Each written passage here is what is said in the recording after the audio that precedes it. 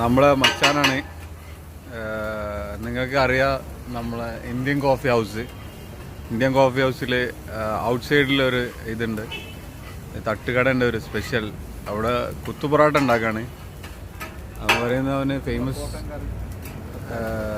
ആളാണെന്ന് പറയണത്. നമുക്ക് നോക്കാം എങ്ങനെയുണ്ടെന്ന്.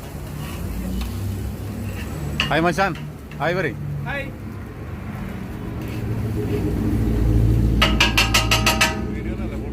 ഇല്ല ഫോട്ടോ അല്ല, ഇതാ നമ്മളെ ചങ്ക് ബ്രോ ഉദ്ദേശിച്ച്.